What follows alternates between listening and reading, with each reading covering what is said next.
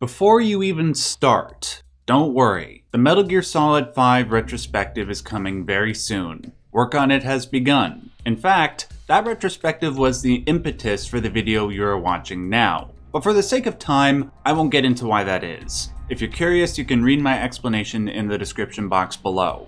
For this video, I want to discuss something that virtually nobody in the Metal Gear fandom seems to talk about. This befuddles me because the thing I refer to is the single biggest mystery regarding the Metal Gear franchise. My single biggest point of fascination as a Metal Gear fan.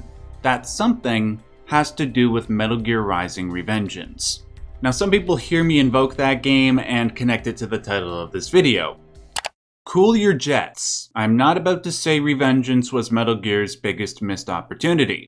Aside from maybe Nier Automata, Revengeance is Platinum Games' most underrated masterpiece. Although granted, that underrated status has begun to erode, what with Revengeance's newfound popularity via internet memes. The memes. Shut up, Raiden. That said, Metal Gear's biggest missed opportunity is related to Revengeance, specifically to its development. A lot of Metal Gear fans either don't know or have completely forgotten that Revengeance wasn't always the kinetic, hyperviolent power fantasy that we've come to expect from Platinum Games. In fact, it wasn't even called Revengeance, nor was it made by Platinum Games for half of its development. Originally, the game was known as Metal Gear Solid Rising, and it was developed by Hideo Kojima's production team.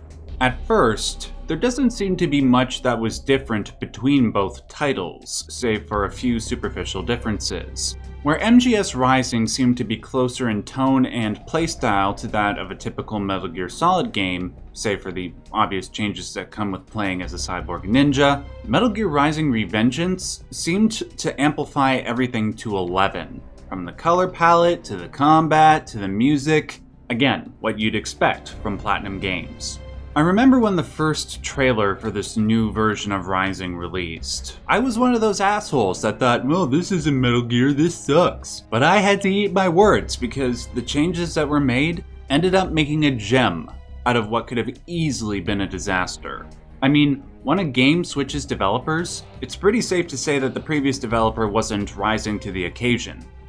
No pun intended. But Platinum Games, in less than 3 years, managed to rise to the occasion, and the Metal Gear franchise ended up being all the better for it. Though certain things were changed for the better in Revengeance, there were other things that, while not changed for the worse, were nonetheless unfortunate yet necessary sacrifices. Those sacrifices are the things I want to discuss today.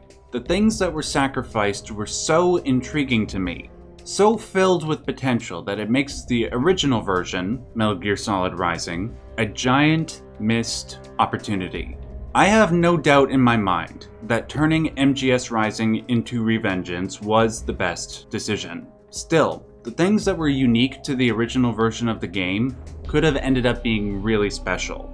Before I explain what things were sacrificed, I will explain why they were sacrificed. And it largely has to do with two things. The way the original development team was structured, and two, the game's original design philosophy. We'll start by elaborating on the first point. The most important thing to note here is that when this game was being made under Kojima Productions, Kojima himself had little to do with it.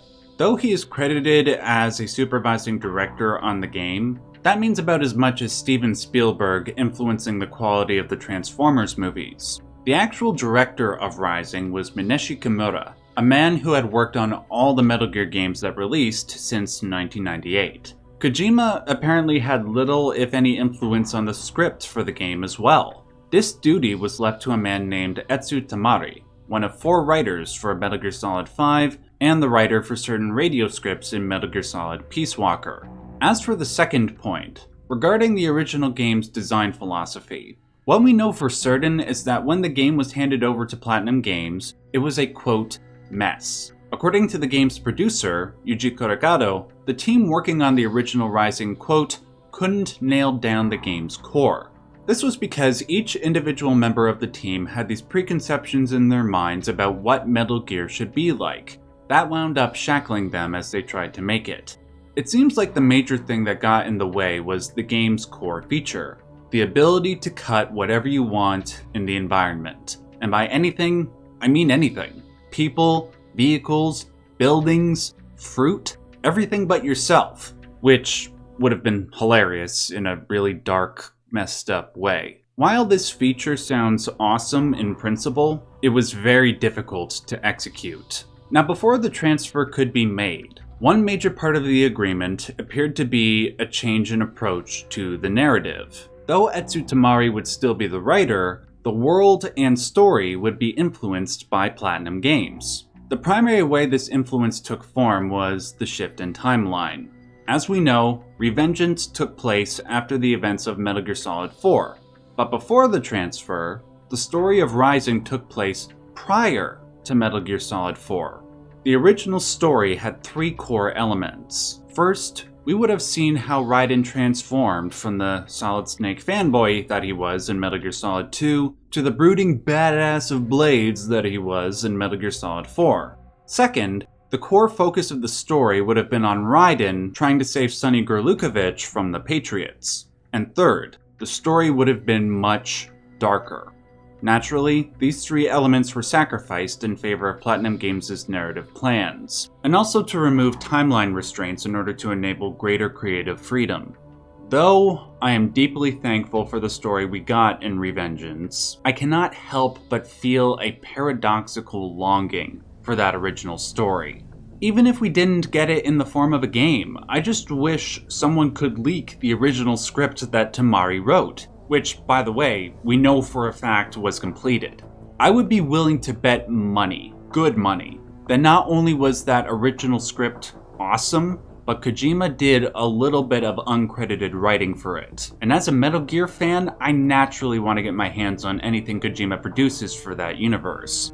Now, the evidence that would make me want to place such a bet lies in a promotional image released for Metal Gear Solid 4 back in 2005. This was 3 years before Metal Gear Solid 4 got released, and less than a year after Metal Gear Solid 3 released. In this image, you see all the characters that feature in that game, including Raiden. But notice the baby in Raiden's arms. Is that Sonny? When this image was released, most people surmised that a major part of Metal Gear Solid 4's story would have been Raiden trying to save Sonny from the Patriots. Seeing that Tamari wasn't writing for Kojima at the time, I think it's reasonable to assume that rescuing Sonny in a game was Kojima's idea. On top of that, the idea seemed to be developed enough and of a high enough quality that they tried to pursue it again when it didn't fit Metal Gear Solid 4's story. But I'll play devil's advocate against my own position as a thought experiment. Maybe the story for the original Rising wasn't that good. Fine, but I would argue that the idea itself was great, and there was a way that story could have been told that not only would have been great, but would have addressed some of the biggest issues I have with the Metal Gear franchise. Look, I worship at the altar of Hideo Kojima, but even he has made his fair share of mistakes, and I think there was a way to do the original story that would have addressed those mistakes. One example of a mistake, in my opinion, is how Metal Gear Solid 4 basically ignored the coolest elements of Metal Gear Solid 2's story. In present day, we recognize the story of MGS2 for the masterpiece that it is. Its commentary on the prevalence of misinformation in the modern era and the way that misinformation pollutes our sense of self was both progressive and, yes, I'm going to say it, profound. But back in the day, a lot of the fans found the story to be too convoluted.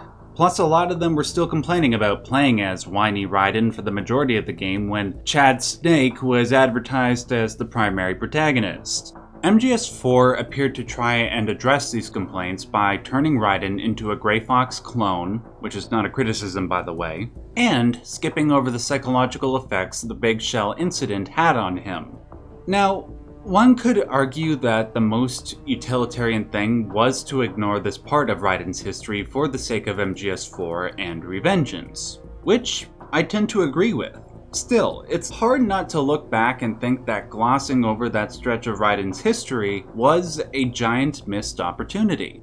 Let me paint a picture for you. At the end of MGS2, we understand that Raiden is no longer the puppet of the Patriots, nor the avatar of the gamer. His casting away of the dog tags into the crowd with the gamer's name on it reflects this fact. While there is a sense of positive liberation that comes with a clean slate on which to author one's identity, what inevitably would follow is a struggle against the darker parts of oneself, so that those dark elements do not dictate one's identity. In Raiden's case, I imagine it would be a struggle to invalidate the criticisms that the Patriots made of Raiden at the end of MGS2. Is he nothing but a weapon of war to be wielded by the powers that be? Does he lack the qualifications to exercise free will? Will a sense of self forever elude him? When the Patriots made these criticisms of Raiden, he, as well as the gamer, knew that they were true. Recognizing these dark truths as applicable to oneself would make anyone suffer a psychological breakdown, which we know happened to Raiden via Rose's testimony in MGS4. I argue that these types of questions would be enough to make Raiden contemplate suicide. I mean, it seems like he wishes for it, what with his comments about not fearing death during the vamp fight in MGS4. All of that could have been turned into a very dramatic existentialist narrative, which you guys know I would be all about. Raiden wishes to die, but knows he can't because his vital signs are tied directly to Sonny's. As Olga said in MGS2, if Raiden dies, Sonny dies. If Raiden committed suicide, that would invalidate Olga's sacrifice and make Raiden responsible for the death of a child. Seeing Raiden choose to stay alive despite his innumerable mental issues would have made for a wonderfully personal story within the Metal Gear saga. It would have acknowledged and elevated MGS2's greatest narrative elements, and negated those who found the MGS2 version of Raiden to be an annoying intrusion on their quality time with Snake. Best of all, I think there could have been a way to interweave Raiden's struggle into the gameplay. Imagine that Rising gave you the opportunity, throughout the game, to transform Raiden's body parts so he eventually becomes the cyborg we know and love. You could upgrade his feet for faster speed or quieter stealth, or his hearing so he can listen for enemies behind walls. But then, we find out that Raiden didn't really want to turn into a cyborg, but only did so because others convinced him he would be unable to fight the battles he needed to as a pure human. Then, because of this, maybe he would convince himself that becoming a cyborg would be the only way to prove the Patriots wrong. This would continue MGS2's theme of the gamer wanting Raiden to be Snake, but with Rising, it would be the gamer wanting Raiden to be the cyborg, when really, all Raiden wanted to be was at peace. But unfortunately, I don't think Tamari or Kojima had these types of ideas cross their mind because they, like the team behind the original Rising, were committed to having Raiden be a cyborg right from the very beginning, to please that particular contingent of fans. Anyways guys, the question is for you. Were you aware of this cancelled version of Rising? Did you know that game was placed between the events of MGS2 and 4? Are you as curious as I am to know what happened to Raiden during that time? If so, let me know by posting #releaseTheKojimaCut, you can do it with a K or a C, whatever, in the comment section below. Hell, maybe tweet that out on Twitter or something, we can make it the next Snyder Cut thing. If you like this video, please give it a like. Also, please consider supporting me on Patreon. I've been struggling a bit with money as of late, and your financial support ensures the regular release of thought-provoking content. I will put a link to my Patreon in the description box below. Until next time, just remember, as always, the memes.